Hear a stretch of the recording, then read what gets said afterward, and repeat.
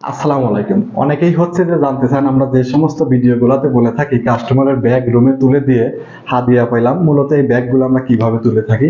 আবার অনেকেই জানতে চায় যে হোটেল যদি 10 তলা হয় তাহলে এই 10 তলাকে ব্যাগ কাঁধে করে অথবা হাতে করে নিয়ে কাস্টমারের রুমে পৌঁছায় দিতে হয় কিনা।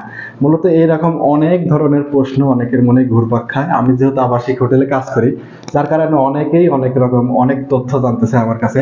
মূলত আমরা যেভাবে ব্যাগটা টেনে থাকি, ভিডিওতে যে গাড়িটা দেখতে পাচ্ছেন এটা সৌদি আরবের ভাষায় বলা আরাবিয়া, আমরা বাংলাদেশে যেটাকে বলি ঠেলা গাড়ি।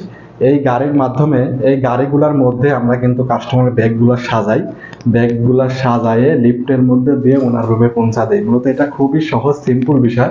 আমরা যেটা বাংলাদেশ থেকে ভাবি এখানে কিন্তু তার সম্পূর্ণই ব্যতিক্রম। এটা প্রত্যেকটা আবাসিক হোটেলেই একটা দুইটা, বা হোটেল বোঝে, হোটেল যদি বড় হয় তাহলে দুই তিনটা থাকে, আর হোটেল যদি ছোট থাকে তাহলে একটা দুইটা থাকে। এরকম কাস্টমার সার্ভিস দেওয়ার জন্য প্রত্যেকটা সৌদি আরবের প্রত্যেকটা হোটেলে কিন্তু এগুলো আছে। এমনকি রোগীদের জন্য কিন্তু রোগী টানা আরাবিয়াও থাকে।